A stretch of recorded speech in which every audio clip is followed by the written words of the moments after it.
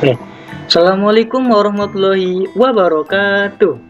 Kembali lagi bersama saya Aji Permana Nur Sidik dalam channel Nur Sidik 29. Nah, kali ini kita akan mempelajari tentang akhlak terpuji 5 Rasul Ulul Azmi. Oke, lanjut ya. Nah, jadi sebelum itu marilah kita berdoa terlebih dahulu ya. Oke, berdoa mulai. A'udzu billahi minasyaitonir rajim. Bismillahirrahmanirrahim. Raditu billahi rabba wa bil islami dina wa bi Muhammadin nabiyya wa rasula. Rabbi sidni ilma warzuqni fahma. Amin ya rabbal alamin. Amin. Nah, selanjutnya, apakah dari kalian ada yang mengerti tentang apa yang dimaksud dengan Rasul? Nah, apa sih Rasul itu? Oke, ada yang tahu? Oke, jadi saya akan membantu menjawab ya. Jadi pengertian Rasul menurut bahasa itu artinya utusan, sedangkan pengertian Rasul menurut istilah atau Rasulullah itu artinya utusan Allah Subhanahu wa Ta'ala, yaitu orang-orang yang menerima wahyu dan berkewajiban untuk menyampaikan kepada orang lain atau umat manusia. Oke, jadi itu pengertian Rasul ya. Oke, selanjutnya mengenai tujuan pembelajaran kali ini, kita diharapkan siswa mampu mengetahui pengertian ulul azmi. Lalu yang kedua, siswa mampu menyebutkan rasul-rasul yang tergolong ulul azmi. Terus yang ketiga, diharapkan siswa mampu menyebutkan sifat-sifat yang dimiliki oleh rasul ulul azmi. Oke, selanjutnya dalam materi pertama kita kali ini, yaitu mengenai pengertian ulul azmi. Jadi pengertian ulul azmi itu terbagi dua kata, yaitu antara ulul dan al-azmi. Dari kata ulul atau bisa ulu atau juga uli.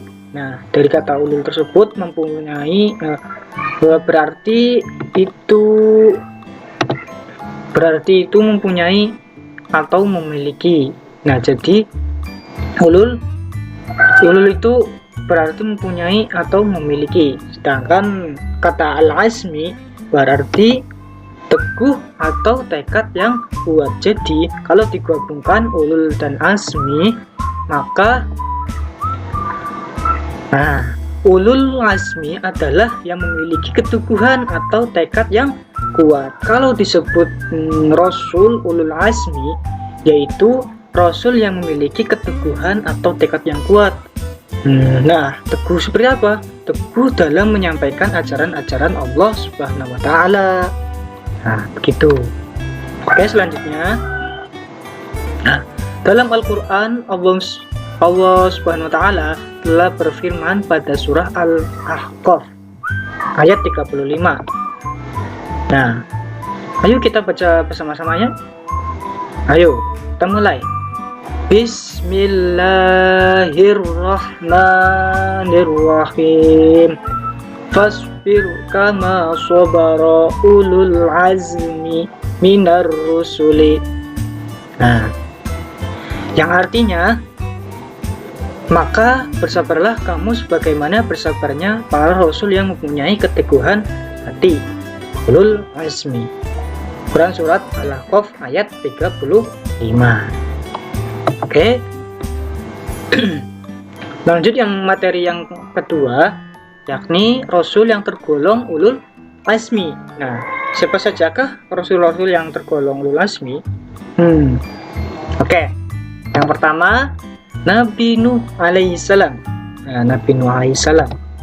Nah, beliau termasuk rasul ulul azmi karena kesabarannya dalam berdakwah dan mendapat hinaan dari kaumnya. Beliau tidak mengenal menyerah terus-menerus mendakwahi keluarga, kerabat, dan masyarakat umum untuk kembali jalan yang lurus.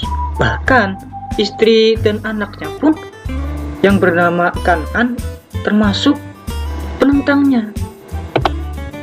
Nah, atas kehendak Allah SWT, umat Nabi Nuh yang membangkang itu diberikan siksaan kepada mereka berupa banjir yang sangat besar, sehingga mereka tenggelam dan semuanya hancur, dan hanya sedikit orang yang selamat, yaitu Nabi Nuh alaihissalam dan para pengikutnya yang beriman. Nah, hampir 1000 tahun usianya, jumlah umat yang mengikutinya tidak lebih dari 200 orang. Oke, lanjut. Nah, lanjut.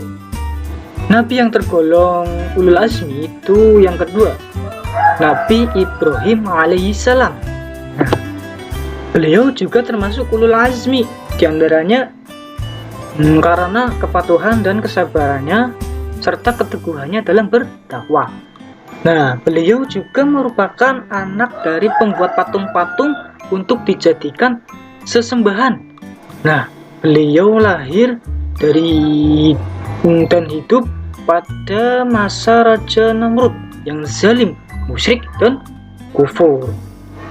Bahkan beliau harus menerima siksaan yang pedih, yaitu dibakar hidup-hidup dan diusir dari kampungnya. Oke, jadi setelah hampir 100 tahun usianya dan pernikahannya dengan Siti Saroh, beliau belum dikaruniai anak, hingga istrinya meminta ia menikahi seorang budak belia yang berkulit hitam yang bernama Siti Hajar, untuk dijadikan istri yang kedua. Nah, atas kehendak Allah SWT terbukti Siti Hajar dapat melahirkan seorang anak yang diberi nama Ismail atau Nabi Ismail. Nah, di saat berbahagia itu, Allah SWT memerintahkan Nabi Ibrahim alaihissalam untuk membuang istri dan anak yang baru lahir dan sangat dicintainya itu ke tanah gersang di Mekah. Karena kesabarannya dan kepatuhannya, perintah itu dilaksanakan. Namun, perintah itu lebih berat diterima oleh Nabi Ibrahim alaihissalam, yaitu harus mengorbankan Ismail yang baru beranjak remaja. Nah, hal ini pun beliau melaksanakan meskipun akhirnya yang disembelih adalah domba. Selain tugas tersebut, Nabi Ibrahim alaihissalam tetap harus melaksanakan fungsinya sebagai Rasul penyeru kebenaran. Oke, lanjut. Nah, lanjut. Rasul yang ketiga, yakni Nabi Musa alaihissalam.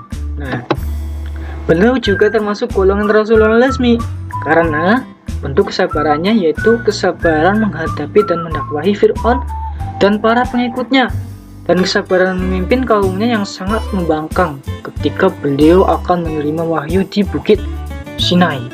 Nah, pengikutnya yang dipimpin Samiri menyeleweng dan menyembah patung anak sapi itu pada masa kerajaan Fir'aun yang sangat zalim, mengaku dirinya sebagai Tuhan, dan barang siapa yang tidak menuhankan Fir'aun, Raja Fir'aun tersebut, maka orang itu akan dibunuh. Nah, Nabi Musa alaihissalam terus saja menyebarkan ajaran-ajaran Allah SWT. Oke, lanjut. Jadi Rasul yang keempat itu Nabi Isa alaihissalam. Nah, beliau adalah putra dari Siti Maryam. Dengan kekuasaan Allah, beliau dilahirkan dengan perantara ibu tanpa adanya seorang ayah. Nah, keajaiban kelahiran ini menjadi ujian kepada umat manusia pada masa itu. Nah, kesabaran beliau yaitu sabar sebagai seorang yang miskin, sabar menerima pengkhianatan seorang muridnya, Yudas Iskariot. Nah, dan kesabaran menghadapi fitnah, penolakan, hendak diusir dan dibunuh oleh kaum Bani Israel. Dalam kehidupan beliau menggambarkan kesubudan dan ketaatan dalam beribadah. Oke, lanjut. Nah, Rasul yang terakhir yakni Nabi Muhammad Sallallahu Alaihi Wasallam. Nah, jadi beliau juga termasuk Rasul Ulul Azmi. Nah, beliau adalah Nabi yang sangat jujur semenjak masih kecil sampai dewasa, mengalami masa-masa yang sulit. Pada saat usia 6 tahun, beliau sudah menjadi yatim piatu. Setelah dewasa, beliau harus membantu meringankan beban pamannya yang merawat beliau. Namun, yang paling berat tantangan yang dihadapi adalah setelah diangkatnya beliau menjadi Rasul. Nah, penentang bukan saja dari orang lain, tetapi juga dari Abu Lahab, salah satu pamannya. Beliau juga harus ikut menderita tatkala Bani Hashim diboikot atau diasingkan di sebuah lembah gara-gara dakwah beliau.